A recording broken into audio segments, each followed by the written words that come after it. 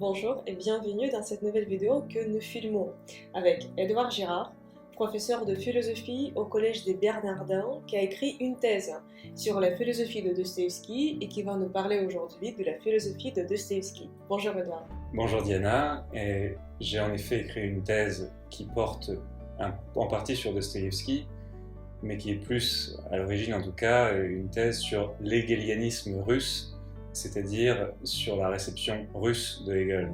Déjà, et peut-être une première remarque, dire que Dostoïevski est un philosophe ou le comprendre comme tel, c'est déjà quelque chose de relativement contre-intuitif, dans la mesure où Dostoïevski est un écrivain, en cela qu'il a écrit des romans. Il n'a pas écrit Dostoïevski n'est pas l'auteur de traités de philosophie.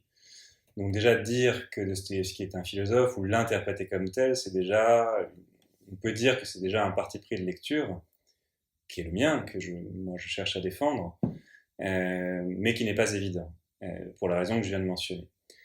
Ensuite, si on dit qu'il y a une pensée philosophique chez Dostoïevski, il faut commencer par admettre qu'elle ne se donne pas d'une façon évidente. C'est-à-dire que, comme je viens de le dire, Dostoïevski a écrit des romans avec des intrigues, enfin, on peut lire comme des histoires, c'est même des romans policiers pour certains d'entre eux, comme Crime et Châtiment, ou dans une certaine mesure Les Frères Karamazov.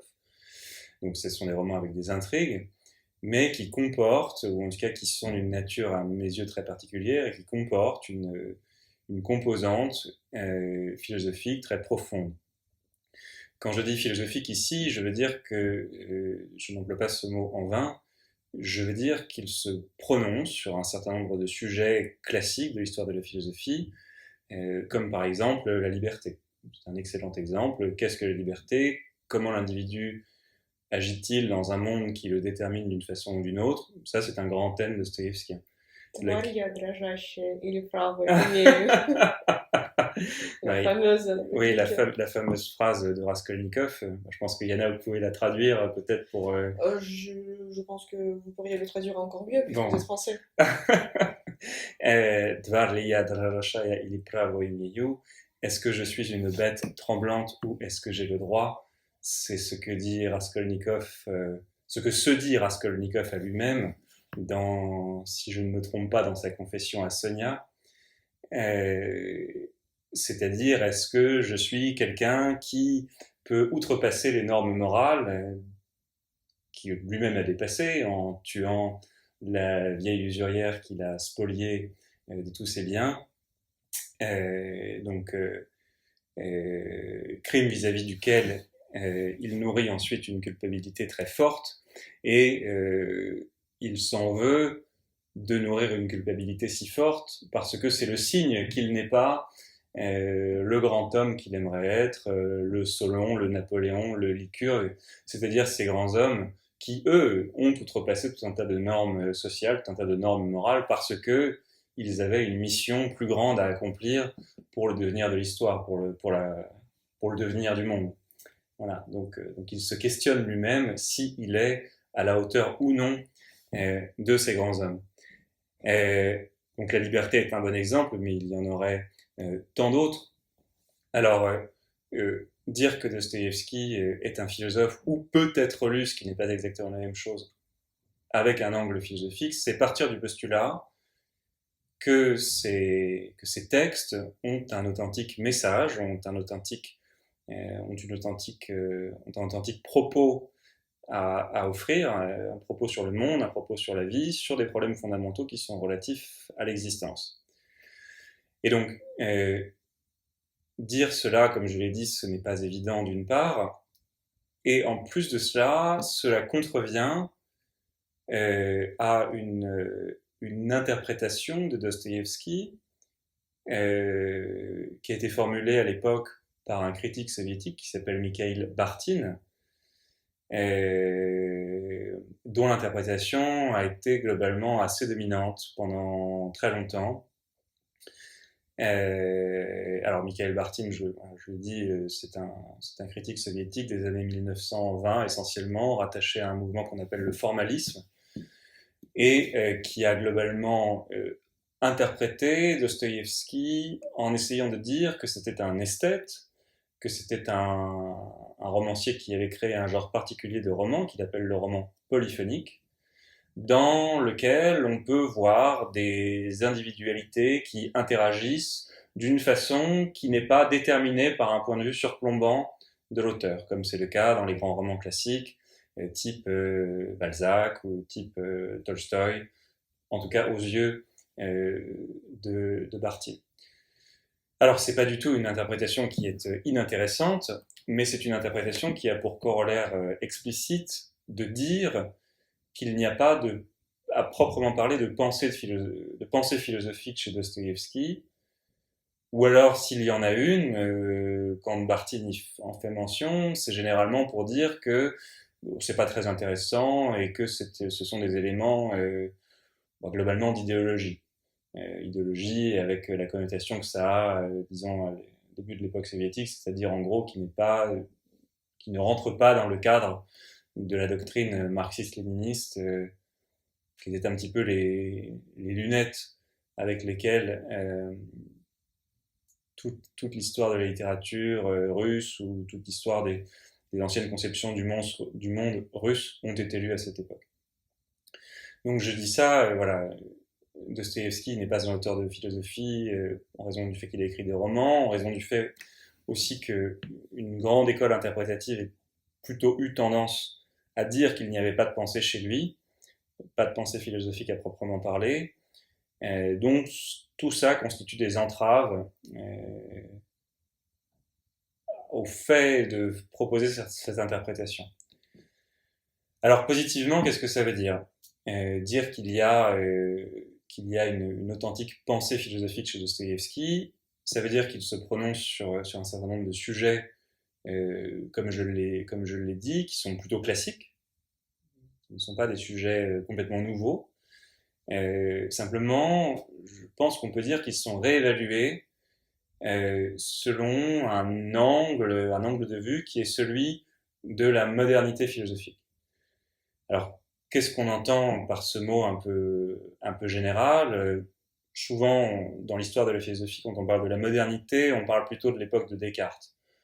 Là, quand je dis ça, c'est surtout pour dire que Dostoïevski se pose des questions ou interprète le monde avec un regard qui est celui vraiment de la science moderne, c'est-à-dire d'une science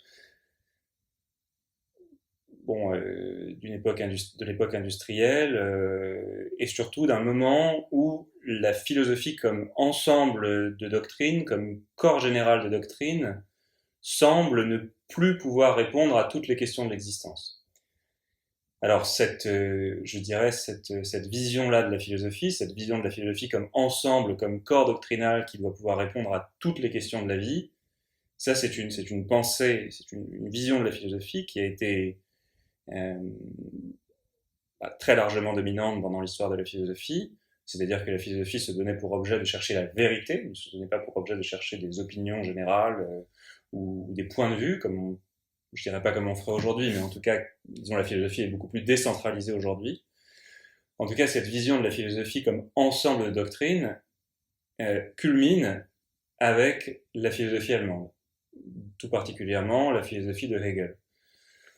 Et donc, moi, j'ai interprété la pensée de Dostoïevski comme une réaction à cette pensée, cette conception de la philosophie comme ensemble doctrinal qui répond à toutes les questions de l'existence. Donc je l'ai dit qu'elle culmine chez Hegel. Alors pour faire un pas de côté sur qu'est-ce que la pensée hegelienne, ce serait encore un autre objet bien vaste, mais pour le faire très simplement, c'est une pensée qui essaye de présenter l'existence et le monde comme un système. Donc un système, c'est-à-dire quelque chose où tous les éléments ont une place déterminée dans un ensemble global. Donc Hegel, il cherche à répondre à toutes les questions de la vie. Il cherche à répondre à qu'est-ce qu'est la nature fondamentale de l'existence, la nature fondamentale de la réalité. Est-ce que c'est la perception qui donne accès à la réalité ? Est-ce que ce sont les idées, comme chez Platon par exemple ? Donc ça, il mène une réflexion, c'est une branche de la philosophie qu'on appelle l'ontologie. Et sur cette base-là, il érige un système de pensée qui répond à toutes les questions, qui assigne une place particulière à la réalité, qui rentre dans un système philosophique dans son ensemble. C'est-à-dire qu'il essaie d'expliquer la nature de l'ordre politique, par exemple, avec sa pensée du droit. Il essaie d'expliquer la pensée de l'art. Il y a une philosophie de l'art très importante chez Hegel. Donc, qu'est-ce que l'art qui répond à un certain nombre de choses dans le monde, c'est-à-dire chez Hegel une visée de l'absolu qui prend une forme figurative, et surtout il est connu pour sa philosophie de l'histoire, et tout particulièrement l'idée selon laquelle l'histoire a un sens. L'histoire est mue par la raison, c'est un système rationnel, donc qui tend à accorder une place rationnelle, c'est-à-dire une place qui est bien la sienne, à tous les éléments de la réalité.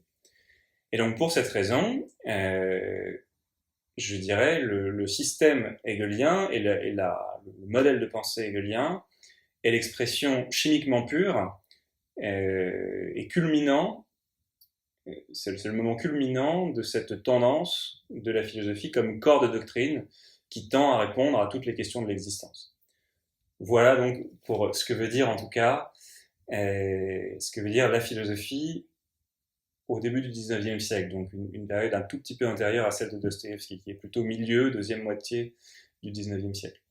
Et donc Dostoïevski, ce que moi, en tout cas l'hypothèse que je soutiens, c'est l'idée selon laquelle Dostoïevski a cherché à prendre le contre-pied fondamental de l'idée selon laquelle la philosophie pouvait répondre à toutes les questions de l'existence, pouvait se présenter comme un modèle entier, complet, fermé sur lui-même, s'exprimant sur un mode de doctrine, sur un mode doctrinal, je l'ai déjà dit.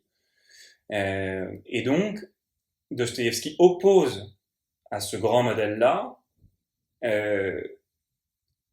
un impensé, qui ne rentre pas en tout cas dans le système hegelien, qui est non pas un système clos sur lui-même, comme chez Hegel, mais une investigation sur la nature fondamentale de l'humanité, la nature fondamentale de l'homme. Je cite de mémoire, mais il y a une lettre de Dostoïevski qui est écrite en 1849, où je crois que je suis quasiment sûr que c'est une lettre, dans laquelle il dit je veux aller à la quête de l'homme, je veux connaître sa nature, etc. Je cite de mémoire, je le cite de façon un peu vague. En tout cas, il y a une authentique démarche anthropologique chez Dostoïevski, et pour employer un vocabulaire qui est trop moderne pour l'époque de Dostoïevski, eh bien, qui va chercher des ressorts inconscients à nos actions. Je dis trop moderne parce que Dostoïevski, c'est antérieur à Freud, donc ce n'est pas quelqu'un qui a lu Freud, quelqu'un qui a pu connaître Freud, qui a pu connaître la tradition psychanalytique, mais c'est quelqu'un, en tout cas, qui va dire que si l'on recherche, si on est honnête avec la démarche philosophique, qui tend à essayer de chercher la vérité, eh bien, cette façon de procéder, cette façon d'essayer de connaître ce qui est vrai, qui est distinct donc de ce qui est faux, si on veut mener cette démarche jusqu'à son terme, eh bien, il faut prendre en compte la nature fondamentale de l'homme, et tout particulièrement le fait que l'homme soit mu par des pulsions. Vous avez parlé de Raskolnikov tout à l'heure, c'est un excellent exemple. Raskolnikov, dans l'intrigue de Crime et Châtiment, c'est quelqu'un qui va se donner à lui-même comme une sorte de défi de mener à bien une œuvre sociale en allant spolier et assassiner par la même occasion une vieille usurière méchante, pingre, qui n'apporte rien. Et donc il dit, finalement, ou il se dit, finalement, est-ce que ce serait pas mieux d'assassiner cette pauvre dame qui est avare, qui n'apporte rien de bon à l'humanité, pour lui prendre les biens qu'elle a en gage, donc les biens de pauvres gens qui vont mettre en gage, je ne sais pas, un fume-cigarette en argent ou je ne sais quel objet de valeur contre un petit peu d'argent, de récupérer tous ces biens et avec l'argent qu'il pourra soutirer de la vente de ces biens, eh bien faire par la redistribution, faire du bien autour de lui. Et donc en fait, l'intrigue du roman tourne autour de cela. On voit que Raskolnikov, de façon très, très théorique, se dit, finalement, je suis autorisé à tuer cette pauvre usurière parce qu'elle n'apporte rien de bon, et les bénéfices qui pourront être retirés de la vente de ces bijoux, de ces biens qu'il va prendre et redistribuer ensuite s'il le fait. En fait, l'intrigue dit qu'il ne va pas le faire, mais ça, on ne le sait pas encore. D'un point de vue théorique, il se dit que ce sera mieux pour l'humanité. Encore une fois, ce sont ses réflexions dans la toute première partie du roman. Et en fait, la grande majorité, c'est un roman très long, Crime et Châtiment, ça dépend des éditions, mais c'est à peu près 1000 pages, et donc l'assassinat, c'est dans les, je pense, 120 premières pages. Et tout le reste du roman, on voit Raskolnikov lutter avec sa conscience face à la culpabilité qui le nourrit de ce crime qu'il a commis. Et donc on a une contradiction entre... ses crimes. De ses crimes, c'est vrai, oui. Il a tué la sœur. Il a tué la sœur, par inadvertance, parce qu'elle était là, et donc du coup il l'a tué aussi. La pauvre Anastasia. Exactement, qui était là au mauvais endroit, au mauvais moment. On étudie ce roman avec mes élèves. D'accord. C'est pour ça que je le connais. Vous faites bien de préciser, effectivement, il y a deux meurtres, un qui a été clairement prémédité et un autre qui est survenu par malheur. En tout cas, on voit Raskolnikov, on voit très bien l'opposition entre une conception très théorique qu'il avait du bien de façon complètement abstraite. On voit ce que cette conception théorique l'a amené à concevoir, c'est-à-dire un crime. Qui était presque parfait. Qui était presque parfait, il ne s'est pas fait attraper. D'ailleurs, il pense, après, il est convoqué à la police, il pense qu'il s'est fait attraper. En fait, on lui voit, il se fait reprocher des impayés de loyer. Oui. Et donc, il redescend tout de suite, voilà, il a une énorme montée d'adrénaline, une énorme montée de stress, et puis il redescend ensuite de sa nervosité. Et donc on voit bien que Raskolnikov se rapporte à ce crime d'une façon qui contrevient complètement à la manière très théorique qu'il avait de se le représenter avant de le commettre. Et donc après, dans tout le roman, les circonvolutions morales, les difficultés qu'il a à composer avec la culpabilité qui le ronge et d'autres intrigues qui s'entrelacent dans ce roman, parce que ce n'est pas que ça, c'est en grande partie ça, mais ce n'est pas uniquement ça, eh bien, montre de manière éclatante le fait que son inconscient le travaille de façon extrême, et le travaille contre sa rationalité, contre sa vision théorique de son crime parfait, comme vous l'avez qualifié. Oui, on peut dire que même l'inconscient, elle est venue juste après les meurtres qu'il avait commis, parce qu'il était tombé malade.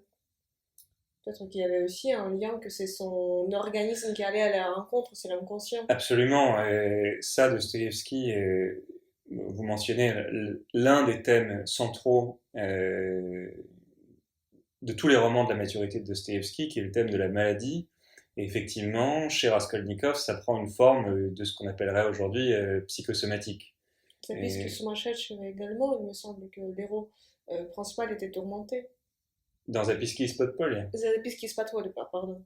Oui, absolument. Je crois même que le roman commence comme ça. Je crois qu'il dit Ya человек больной. Oui, je suis un homme malade. Il était malade. Tout début du roman, avec la signification très énigmatique que ça recouvre chez Dostoïevski. En tout cas, tout particulièrement dans ce texte, donc Les carnets du sous-sol.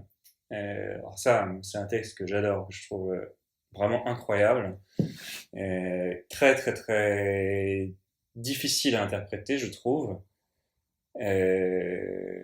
parce qu'il est vraiment très à part. C'est vraiment, à mes yeux, c'est un ovni littéraire, ce texte. L'intrigue est très bizarre, c'est un personnage qui s'exprime tout seul depuis son sous-sol. Alors ça, il y a eu plein d'interprétations. Est-ce que c'est Est-ce que Podpolya, c'est le sous-sol, au sens de l'inconscient, au sens où Freud le conceptualisera lui-même?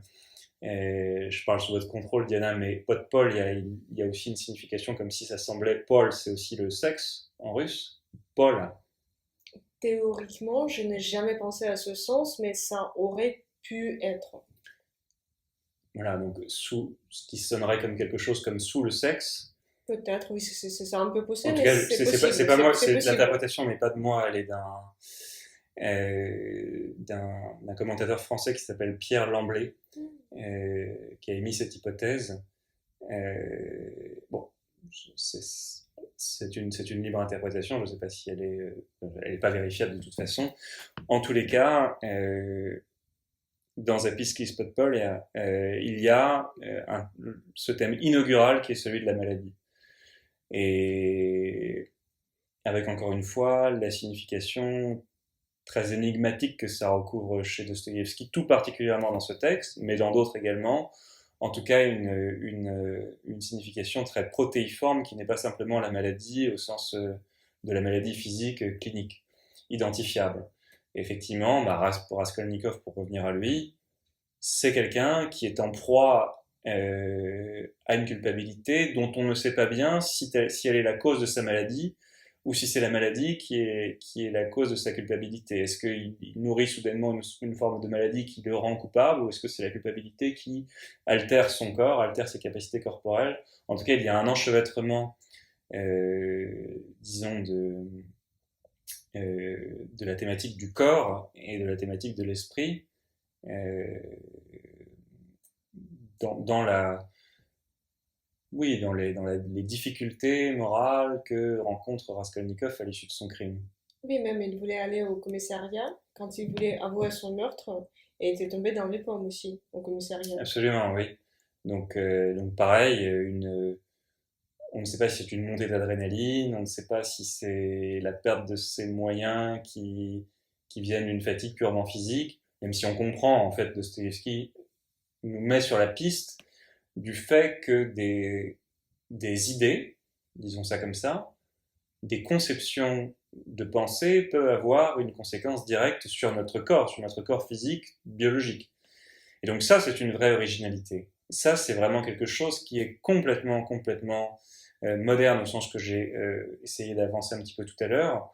En tout cas, qui contrevient radicalement, ça, il n'y a pas l'ombre d'un doute là-dessus, qui contrevient radicalement à une vision très classique de la philosophie dans laquelle le corps est quasiment un impensé.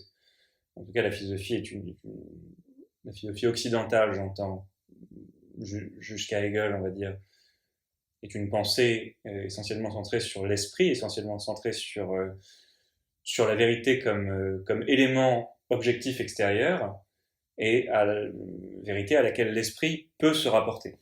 Mais ce n'est pas quelque chose qui va impliquer le corps. Ce n'est pas quelque chose qui va avoir une implication sur notre corps. Et donc, de ce point de vue-là, Dostoïevski entrelaçant, si j'ose dire, des questions morales, des questions intellectuelles avec notre intégrité physique, de ce point de vue-là, pour l'époque, c'est d'une originalité inouïe.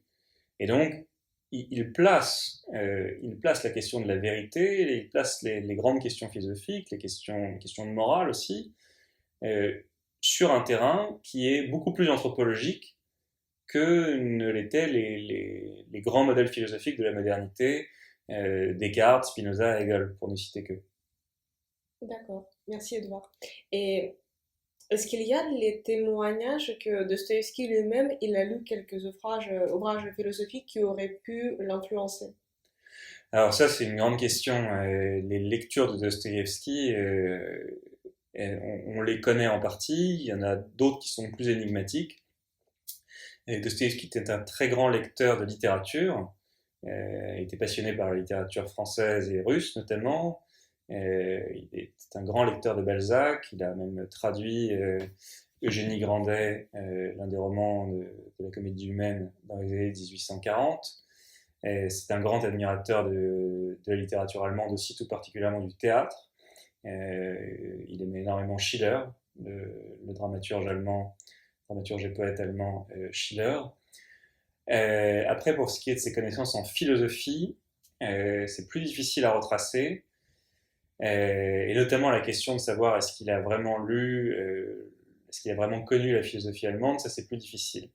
Ce qu'il connaissait bien, c'était dans une certaine mesure certains mouvements socialistes français du début du 19e siècle.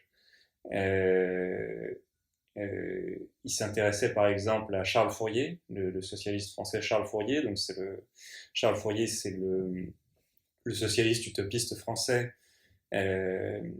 qui a théorisé le phalanstère. Le phalanstère, c'était des grands habitats collectifs qui créent des petites sociétés autonomes.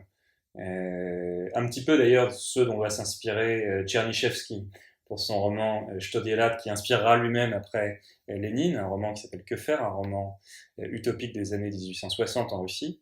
Je reviens aux lectures de Dostoïevski. Donc il lisait Charles Fourier, il lisait George Sand dans les années 1840, pardonnez-moi, dans un cercle littéraire qui s'appelait le cercle Petratchevski, et qui va d'ailleurs qui va être arrêté, puisque le cercle Petratchevski dans son ensemble va être arrêté par la police du tsar Nicolas Ier à la toute fin des années 1840, en 1849, si je ne m'abuse. Je suis presque sûr, mais oui, 1849. Après, pour revenir aux lectures philosophiques, c'est plus difficile à déterminer. Dans une lettre à son frère Mikhaïl, qu'il aimait beaucoup quand il était en déportation, une lettre qui doit dater de 1854, je pense, ou 55, il lui demande de lui envoyer les leçons sur la philosophie de l'histoire de Hegel et la critique de la raison pure de Kant. Ce qui est confirmé par le gardien du camp qui a écrit quelques souvenirs, le camp de Semipalatinsk où Dostoïevski était interné, et qui a écrit quelques souvenirs à ce sujet. Après, savoir s'il a vraiment reçu ces ouvrages de son frère Mikhaïl, ça on ne sait pas. Donc est-ce qu'il a lu de première main de la philosophie allemande, voilà, Hegel, Kant, Fichte, tous ces grands auteurs-là? C'est très difficile à dire. En tout cas, c'est très difficile à certifier. Mais Dostoïevski lui-même semble s'être intéressé à la philosophie essentiellement dans sa jeunesse parce que ça correspondait à ses idées politiques de jeunesse. Disons que c'était plutôt un progressiste, on va dire ça comme ça, dans sa jeunesse. Et dans sa vieillesse, après le bagne, il va devenir beaucoup plus conservateur. Même si je mets des guillemets à ce mot-là parce que c'est peut-être un peu plus compliqué que ça. Mais en tout cas, s'il s'intéresse à la philosophie dans la deuxième partie de sa vie, c'est pour connaître les idéologies dominantes dans les cercles intellectuels russes. Et pas tellement parce qu'il va lui-même y souscrire. Je dirais ça comme ça. D'accord, je vois. Nous avons déjà précisé que chez Dostoïevski, on peut retrouver le sujet de la culpabilité, également de la maladie, et il y a également comme un fil rouge du sujet qui est lié à la religion. Bien sûr. Ça, c'est aussi très présent. Absolument. Dostoïevski était un penseur très, très habité par cette question de la religion chrétienne, orthodoxe en particulier. Il était orthodoxe, bien sûr, puisqu'il était russe.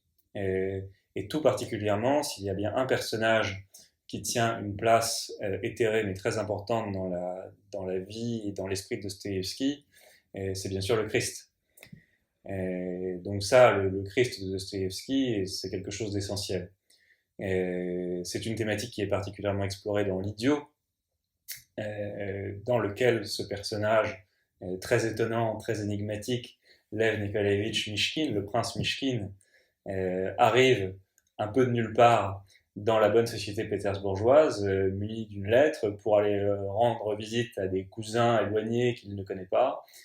Et sur cette ouverture, ce personnage si étrange parce qu'il est si bon, si doux, l'homme parfait en quelque sorte, va bouleverser la petite société pétersbourgeoise très confortablement installée dans ses bonnes mœurs et dans ses bons usages. Et donc, il y a une expérience de pensée qui est menée dans l'idiot, on peut le dire de cette manière, qui est qu'est-ce que cela ferait si un homme aussi bon et aussi pur que le Christ revenait dans la société qui est celle de Dostoïevski, qui est une société qui s'embourgeoise considérablement, avec tout un tas de normes et de convenances plus ou moins établies, qui peuvent être bouleversées par un être si candide et si bon, bref, si étranger à notre monde qu'est le Christ. Donc il y a effectivement une réflexion profonde qui est menée autour de cette figure du Christ, mais plus généralement autour de la question de la foi. J'ai mentionné tout à l'heure que Dostoïevski était un moderne, il l'est incontestablement sur la question de la foi. Je dirais que l'homme de Dostoïevski est un homme qui est obligé de prendre au sérieux les apports de la science moderne. Dans les carnets du sous-sol, par exemple, il y a une allusion explicite au Origin of Species de Darwin, l'origine des espèces de Charles Darwin. Donc Dostoïevski n'était pas du tout, comment le dire, n'était pas du tout un dogmatique. C'est-à-dire que c'est quelqu'un qui estime que les certitudes inhérentes au christianisme sont ébranlées par toutes les découvertes de la science moderne. Ça, c'est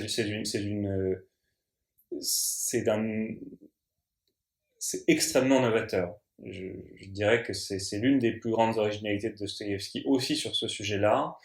C'est de prendre acte du fait que, eh bien, finalement, si on est chrétien, on ne peut pas avoir la vérification que le Christ est vraiment ressuscité. On ne peut pas en avoir la vérification comme demanderait aujourd'hui, comme l'exigerait aujourd'hui une preuve scientifique. On va dire aujourd'hui qu'un énoncé est scientifique s'il est vérifiable, s'il peut se confirmer par l'expérience. Eh bien nous, si nous sommes chrétiens, nous ne pouvons pas faire comme saint Thomas, nous ne pouvons pas mettre notre doigt dans le côté qui a été transpercé, dans le côté du Christ qui a été transpercé par la lance. Nous sommes face au scepticisme que nous impose le monde dans ce qu'il a de moderne, au sens que j'ai essayé un petit peu de donner à ce terme, c'est-à-dire un monde qui est de plus en plus dominé par les énoncés scientifiques. Et donc de ce point de vue, Dostoïevski ne met pas du tout de côté cet aspect-là, ne met pas du tout de côté cette composante-là, bien au contraire, il l'intègre dans sa réflexion sur la religion, au fond, qu'est-ce que ça signifie d'être chrétien dès lors que l'on est obligé de réévaluer nos croyances à la lumière d'approches ou d'exigences qui ne sont pas du tout les mêmes que celles qu'on avait au Moyen-Âge, par exemple, ou dans l'Antiquité. Voilà, je dirais ça comme ça pour le rapport de Dostoïevski à la foi. En tout cas, disons qu'il prend très au sérieux les mobiles qui peuvent faire que l'on est athée. Par exemple, les développements ou les justifications de l'athéisme par Ivan Karamazov, qui est la grande figure de l'athéisme dans les frères Karamazov, le frère athée, sont particulièrement recevables. Et donc Dostoïevski n'évacue pas ça. C'est au contraire des choses qu'il prend extrêmement au sérieux. Et il ne prend pas je dirais ça comme ça, il ne prend pas les dogmes issus du christianisme, donc en gros les dogmes qui sont issus des conciles, il ne les prend pas pour argent comptant. Il les prend aussi dans une économie générale qui est celle de l'homme face au monde moderne. D'accord. J'ai une petite réflexion. Je vais demander votre avis. Ça vient comme ça m'est venu à l'esprit. Si on prend l'exemple de Raskolnikov, qui était également athée. Et au moment de commettre son crime, il était athée pendant longtemps. Et c'est que quand il est allé, comment on dit, katorga? Le bagne. Quand il est allé au bagne, merci. C'est comme ça, grâce à Sonia, qu'il a commencé à retrouver la foi. C'est vrai, oui. Et c'est grâce à la foi qu'il a retrouvé, un peu par hasard, par l'acheminement de sa vie, qu'est venu les solutions de son problème. Je ne sais pas comment l'exprimer. Qu'il a trouvé une petite lueur d'espoir. Oui, Et c'est c'est comme juste. ça qu'a recommencé sa résurrection. Absolument, oui. Parce que je ne sais pas si on peut tirer le parallèle avec Christ qui était mort et ensuite il était ressuscité. Et Raskolnikov au bagne, il a aussi trouvé sa sur la nouvelle vie, la résurrection. Oui, Est-ce qu'on peut tirer ce parallèle ou pas? Que c'est-à-dire. pour, je m'exprime mieux. Alors, parce que comme c'est pas malade mental et comme il y a plein de Oui, processus oui, dans ma tête, il y a la Ah, matière grise qui cogite. Alors, comme Raskolnikov, par exemple, il était athée.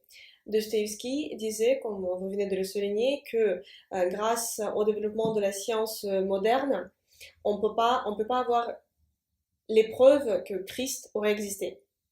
Est-ce que la seule possibilité de l'homme moderne, en présence de toutes les sciences, ce serait juste une foi aveugle en Christ?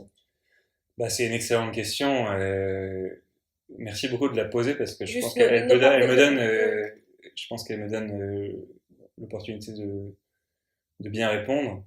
Euh, En fait, effectivement, une foi aveugle, je saurais pas dire, je sais pas si je dirais ça comme ça, mais en tout cas, une foi qui s'éprouve à travers l'existence et tout particulièrement à travers la souffrance.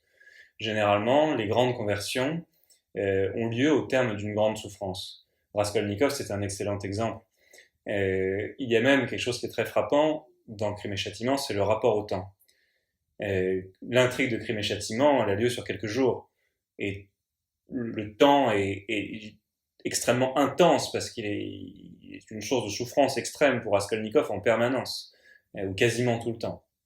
Et à l'inverse, quand il part au bagne, quand il voit une forme de rédemption, il dit seulement 7 ans, parce qu'il est condamné à seulement 7 ans de bagne.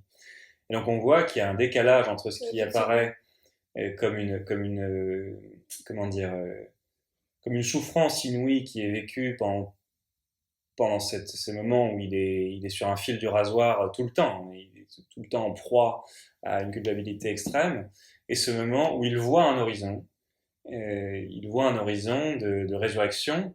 Il y a une grande thématique dans Crime et Châtiment qui est la résurrection de Lazare, qui est l'autre personnage du Nouveau Testament, à part le Christ, qui ressuscite également. Lazare, c'est ce personnage que le Christ vient ressusciter. Et il a des conversations à ce sujet. Oui, c'est Sonia avec... qui a fait une lecture. Exactement, c'est Sonia qui lui fait une lecture de l'Évangile dans laquelle on parle de la résurrection de Lazare. Et donc, cette thématique de la résurrection intervient effectivement à un moment donné dans lequel sa conversion, si on peut dire ça, n'intervient pas du tout au terme d'une réflexion rationnelle. Elle intervient bien au contraire au terme d'une expérience vécue très éprouvante qui lui font percevoir de manière éclatante l'absurdité de tout ce en quoi il croyait avant. C'est-à-dire de tous les grands systèmes absurdes qui l'ont amené à penser qu'il était possiblement souhaitable d'aller assassiner la vieille usurière. Et donc c'est au terme de cette épreuve particulièrement longue, particulièrement éprouvante, qu'il va vivre cette conversion. Et donc cette conversion n'est pas du tout le produit, comme je ne sais pas moi, comme chez saint Thomas d'Aquin par exemple, n'est pas du tout le produit d'un échafaudage intellectuel extrêmement complexe. Ce n'est pas le produit d'une réflexion logique de type hypothèse, argument, déduction, enfin la dialectique aristotélicienne appliquée à la théologie chrétienne. C'est même le contre-pied radical de ça. C'est les épreuves effectivement vécues, véritablement vécues, qui sont la source d'un véritable enseignement. Et donc, on voit bien que cette conversion apparaît comme, aussi un nouveau rapport à la vie réelle, à la vie vécue, et pas simplement un rapport à un objet intellectuel, un objet théorique. Et ce n'est pas, pour le dire simplement, c'est presque un peu comme chez Pascal, dans lequel on se convertit, c'est le cœur qui permet véritablement la conversion. Ce ne sont pas les grands échafaudages théoriques de la théologie scolastique.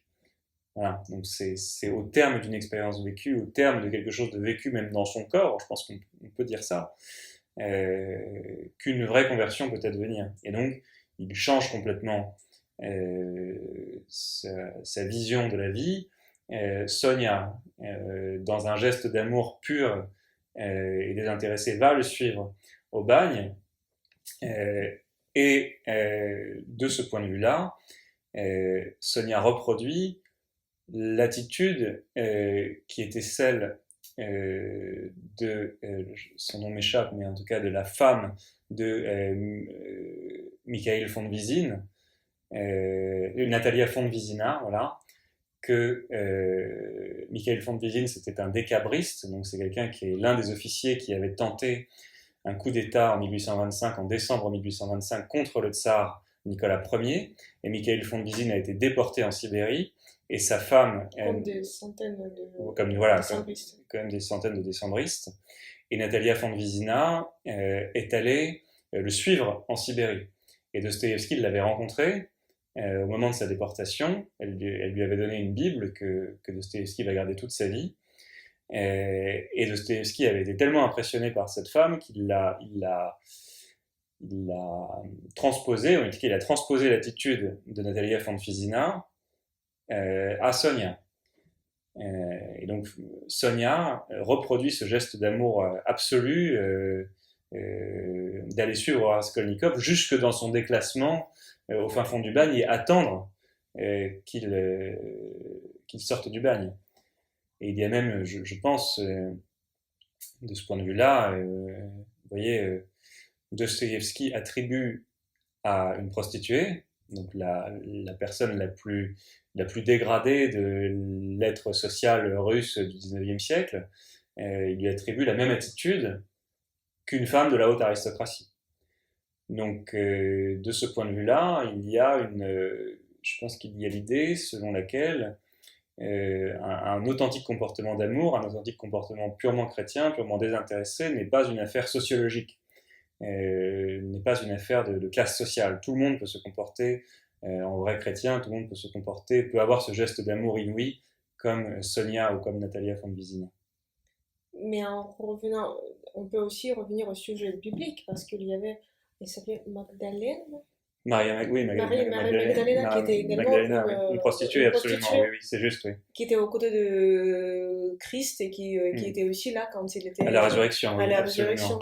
Je ne sais pas si on peut aussi tirer le parallèle avec cet aspect-là. Non, c'est très juste. Selon certaines interprétations, effectivement, Marie-Madeleine était une prostituée. Et si je ne dis pas de bêtises, c'est la première personne qui voit le Christ ressuscité. Donc effectivement, il y a un rapprochement possible à faire entre Sonia, d'un point de vue symbolique, entre Sonia, l'amour sacrificiel d'une prostituée. Pour le coup, il n'y a pas de doute, Sonia est prostituée dans Crime et Châtiment, et l'attitude de Marie-Madeleine dans le Nouveau Testament.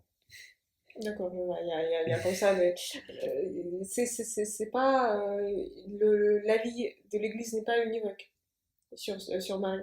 Je ne veux pas dire de bêtises, mais je crois qu'il y a un doute, mais je m'avancerai pas trop sur ce sujet parce que j'en suis moi-même pas certain. Mais si je dis pas de bêtises, mais vraiment c'est à vérifier, il me semble que Marie-Madeleine n'est pas explicitement qualifiée comme une prostituée dans le Nouveau Testament, mais qu'on perçoit que c'en est une. Si je ne dis pas de bêtises, encore une fois, mais là, je suis pas certain à 100% de ce que j'avance. D'accord, et moi qui n'ai pas suivi de cours de catéchisme. s'est bien retrouvé ici. J'ai une autre question. On va revenir à l'idiot. Vous l'avez dit que quand Meshkin, Kniaz Meshkin, c'était un homme idéal et c'était un peu l'image de Christ descendu sur terre dans un monde de bourgeoisie qui était un monde assez corrompu. Est-ce que cette société corrompue, elle a pu corrompre également Kniaz Meshkin ou pas? Comment elle a réagi face à la société? Alors, Kniaz Mishkin, effectivement, reste immaculé, reste incorruptible dans son être. Et c'est la raison pour laquelle on considère qu'il est idiot, parce qu'il est si honnête, si bon, si doux, qu'il n'a même pas la faculté à percevoir le mal chez autrui. Et il n'a même pas la faculté à percevoir les vices d'autrui. Il voit comment les gens sont, mais il n'arrive pas. Par exemple, le personnage de Gagnac est un personnage très calculateur, très intéressé, qui rencontre le Kniaz Mishkin. Il voit comme il est, il le plaint, mais il a du mal à le considérer comme un personnage corrompu. Donc lui-même, dans cette société-là, n'est pas affecté par cette société pétersbourgeoise très conventionnelle. Il semble au contraire comme en retrait, et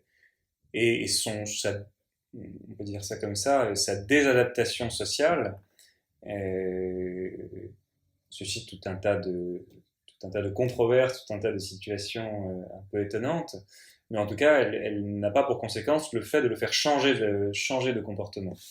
Elle n'a pas pour conséquence le fait de le faire s'adapter parce qu'il estimerait que ce serait mieux pour lui, et un comportement qui serait conventionnellement, disons, bourgeois. Je pense qu'il y a c'est peut-être un des romans où c'est le plus marqué. Quelque chose comme la société, comme il y avait au 19e siècle, enfin qu'on pense instinctivement à l'Angleterre victorienne, une société très...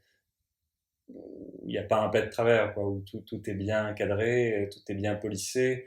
C'est même un roman qui, par certains aspects, rencontre des moments de légèreté. Quand ils sont voilà, en villégiature, c'est chez les Banshin, c'est des moments assez doux, assez sympathiques. Donc c'est la vie bourgeoise, pétersbourgeoise, telle qu'elle existait au 19e siècle. Mais voilà, le Kniaz Mishkin reste très, très en retrait de cette société-là. En tout cas, lui-même ne change pas pour essayer de s'adapter. D'accord, merci. La question suivante. Si on demande aux Français quel est leur écrivain russe préféré, je pense que la majorité va répondre que c'est Dostoïevski. Ah oui? Je dirais. Non? C'est possible, oui. Ne serait-ce que selon, par exemple, mon audience, selon mes élèves, c'était le Dostoïevski qui ressortait toujours en premier. Quel écrivain russe préféré, quelles œuvres préférées? Pour moi, c'était entre Tolstoï et Dostoïevski. Mais Tolstoï avec Guerre épée, qui a encore plus de 1000 pages de crimes et châtiments, c'est plus difficile d'accès pour la lecture. Oui. C'est entre Tolstoï et Dostoïevski. Pourquoi, selon vous, Dostoïevski a su conquérir les cœurs et les esprits des Français et également influencer en une partie la littérature française? Bah, je vais être tout à fait honnête, j'aurais bien du mal à répondre à cette question. Vous me dites que c'est l'écrivain préféré des autres, enfin, parmi les auteurs russes des lecteurs français, c'est vraisemblable. Incontestablement, c'est un des plus connus déjà. C'est un premier élément avec Tolstoï, dans une certaine mesure Pouchkine, Tourguenieff ont des lecteurs en France, mais peut-être un peu moins. Gogol aussi. Je saurais pas trop dire. Si votre question est, est-ce qu'il y a quelque chose de particulier dans l'esprit français qui marque et qui fait qu'il y a un attrait pour Dostoïevski, je ne sais pas. Est-ce que par exemple est-ce que c'est l'auteur russe préféré des Anglais ou des Allemands ou des Italiens? Si c'est le cas, alors peut-être que c'est qu'il parle à l'âme européenne dans son ensemble. Et je pense que Dostoïevski écrit, Dostoïevski est un Européen au sens où c'est quelqu'un qui est très sensible aux identités des autres peuples européens. Il a beaucoup voyagé en Europe. je pense qu'il est très sensible à l'idée de civilisation européenne, qu'il identifie en gros à la chrétienté. Je pense qu'il y a une identification de l'Europe et de la chrétienté. Et donc, il pose de véritables questions existentielles qui, à mon avis, ont tout particulièrement des chances de trouver une résonance particulière chez des gens qui sont chrétiens ou même juste qui ont un modèle de pensée qui s'interroge de façon existentielle sur le sens de la vie. On va dire ça comme ça, qui est, disons que l'existentialisme moderne, tel qu'on le connaît, peut être interprété comme une excroissance du christianisme, c'est-à-dire penser l'individu, le sens de l'individu dans l'histoire, dans le monde, quelle est ma place, qui suis-je, où vais-je. On peut considérer que c'est un type d'interprétation qui est plutôt issu de la civilisation chrétienne. Je pense qu'on peut dire une chose pareille. Ça ne me paraît pas aberrant. Maintenant, Dostoïevski, je l'ai dit, avait une conscience très aiguë de la culture européenne, de la civilisation européenne, mais dans ce cadre, il instaure, ou il est vraiment le penseur d'une place particulière de la Russie.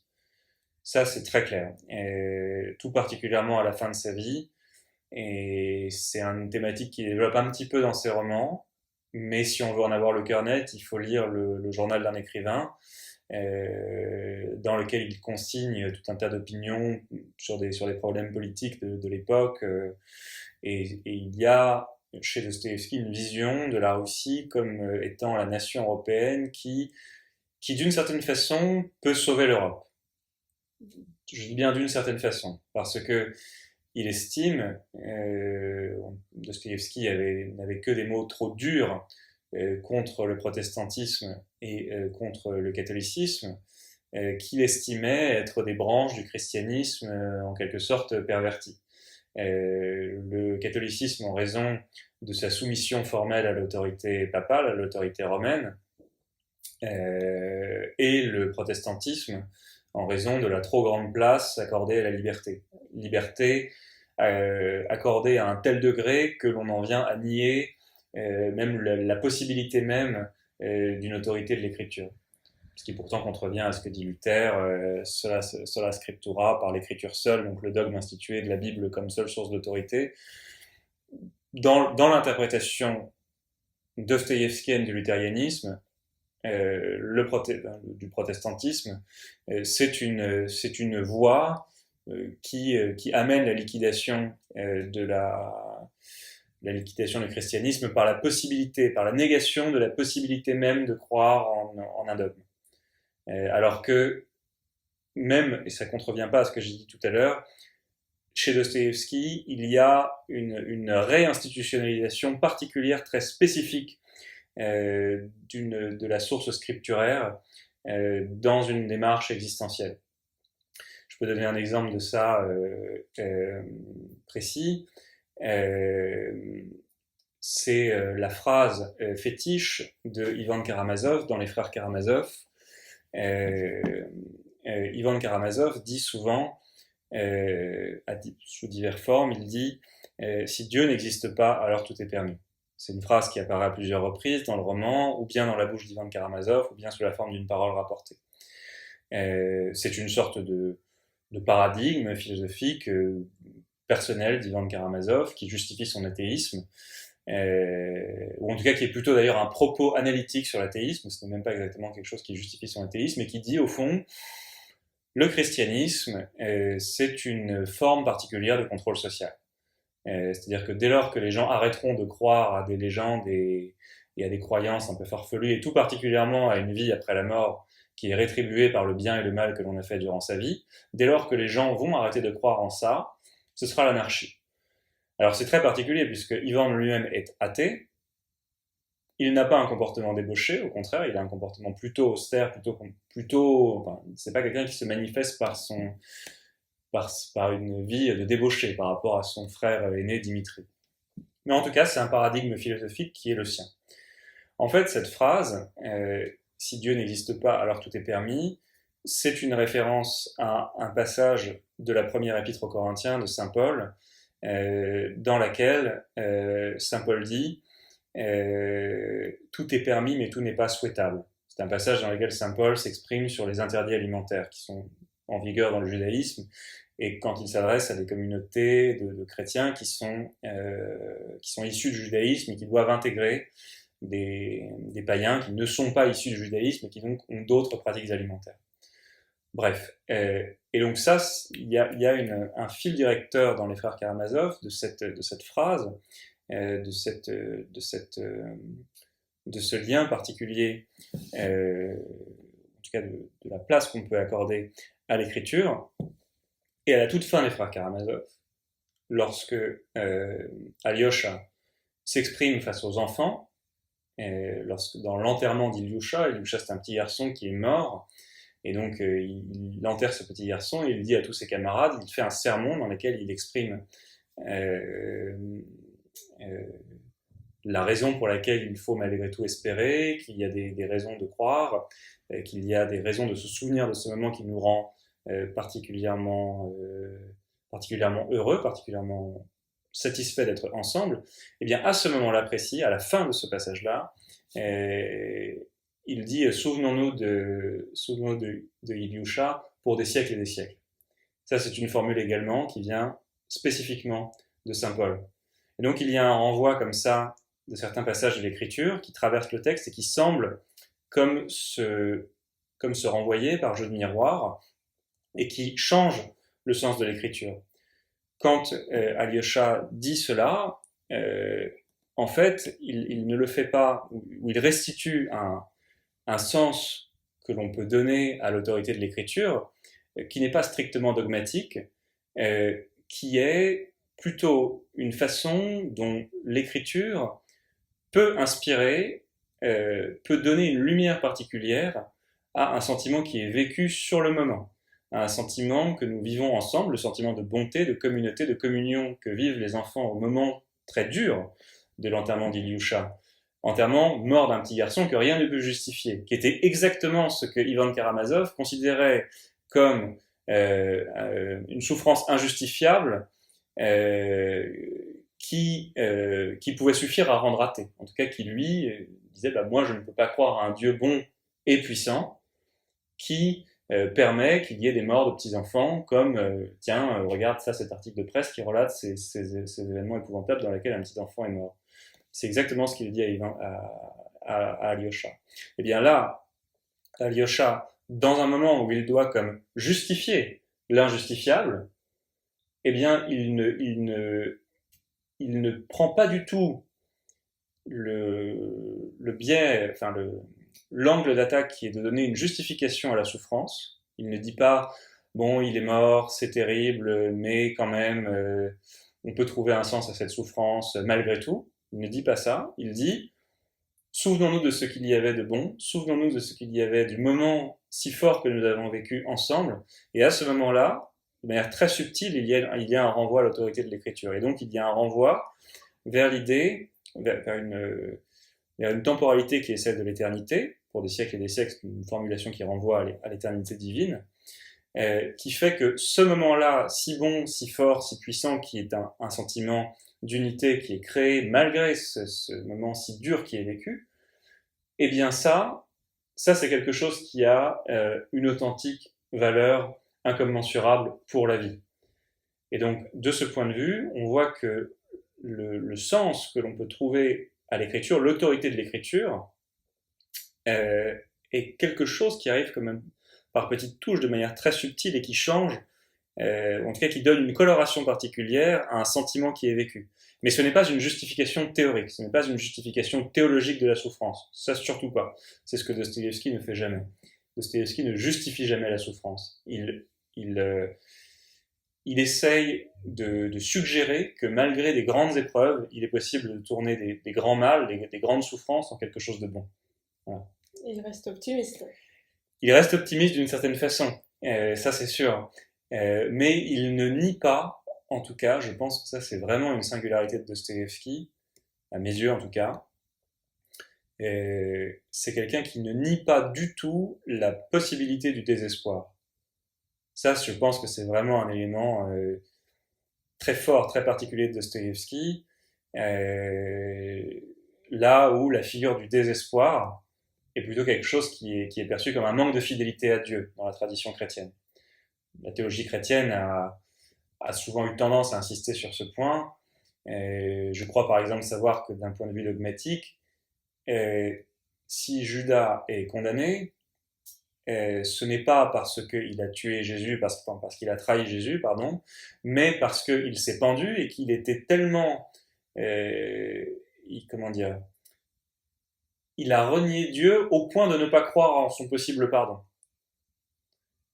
Et donc il était désespéré au point de se pendre. Donc il me semble, je ne vais pas dire de bêtises, mais il me semble que d'un point de vue dogmatique, d'un point de vue de la théologie chrétienne,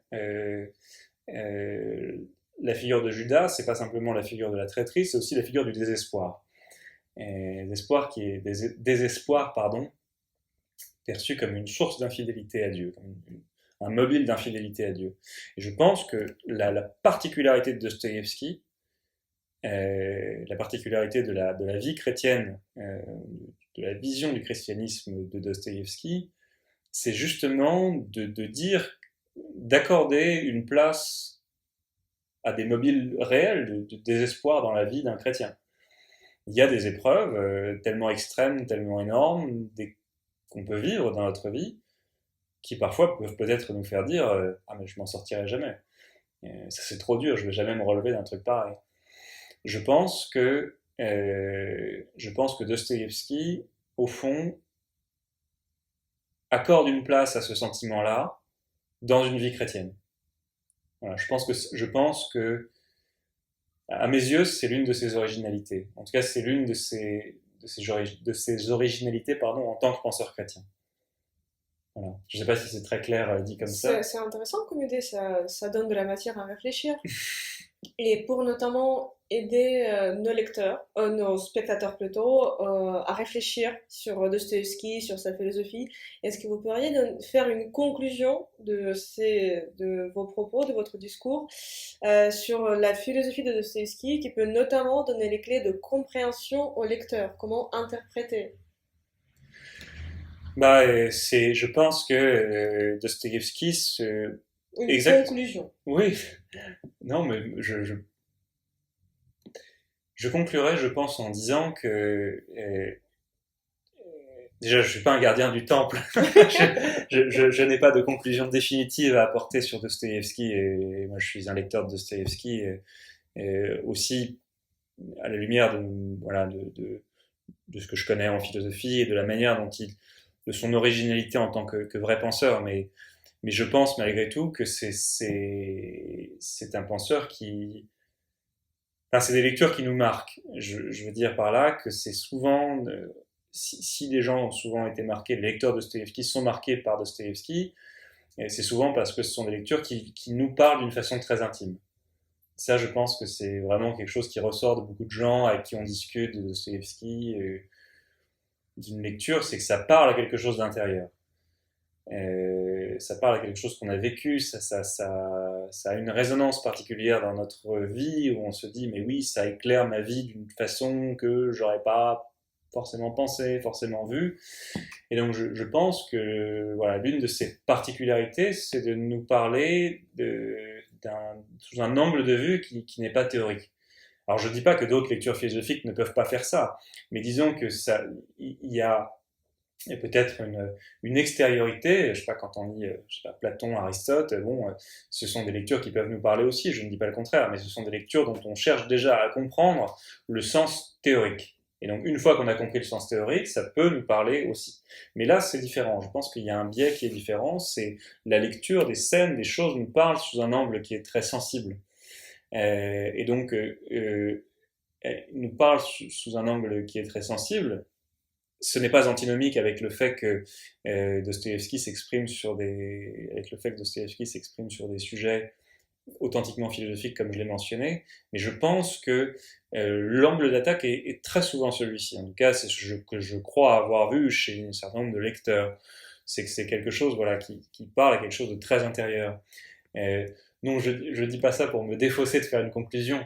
Je dis ça pour dire que c'est un angle d'entrée, un angle d'attaque qui, à mon avis, est quand même très personnel, très subjectif. Donc ça n'invalide pas ce que j'ai dit auparavant, je vous livre ma lecture, mais je dis ça surtout pour dire qu'il n'y a pas de lecture définitive de Dostoïevski.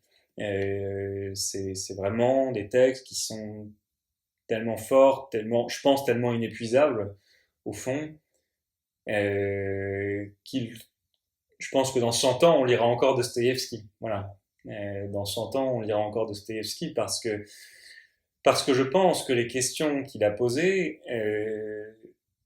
en l'état, ont quelque chose d'indépassable. En tout cas, moi, j'ai ce sentiment-là, et j'ai quand même souvent le sentiment de ne pas avoir vraiment lu grand-chose de mieux depuis que je sais lire.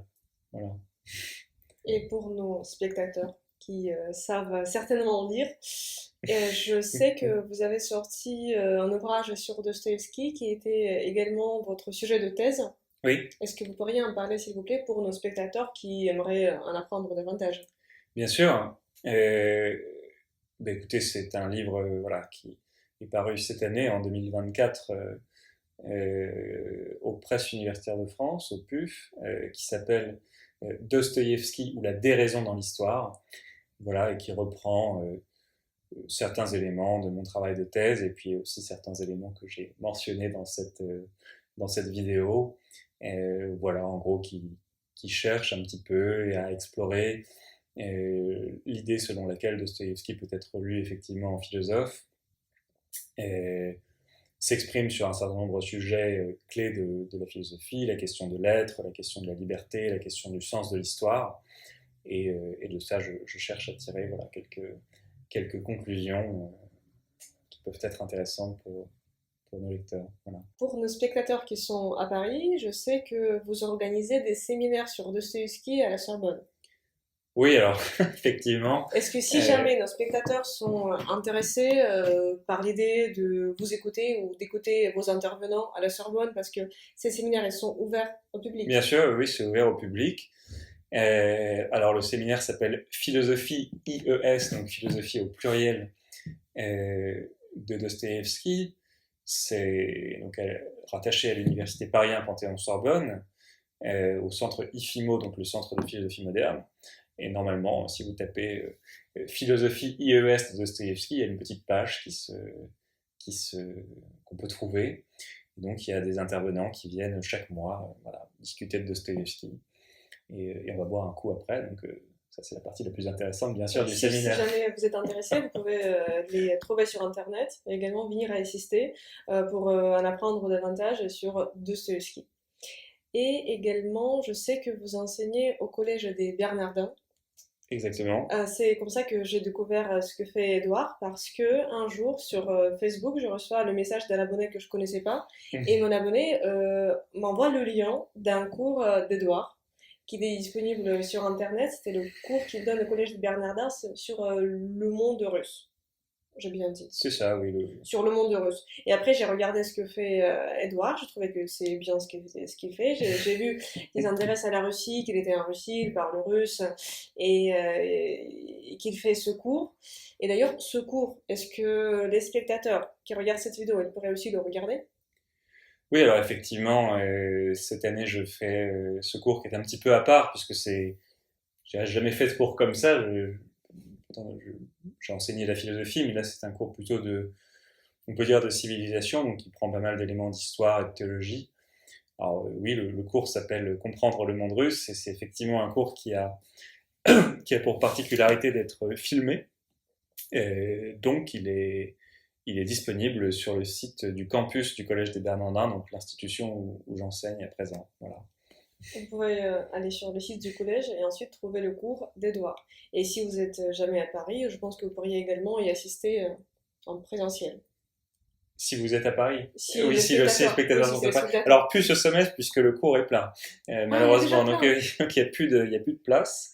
Mais il est sur le site du campus des Bernardins, et normalement, il sera disponible même après. Il sera disponible Voviek-Viekov, peut-être. Voviek-Viekov, c'est ça. pour des siècles et des siècles. Merci beaucoup Edouard, merci beaucoup pour cette intervention et nos spectateurs qui aimeraient plus loin avec ce que vous faites, que ce soit des cours enregistrés, que ce soit vos ouvrages, ils pourraient les trouver. Merci beaucoup Diana.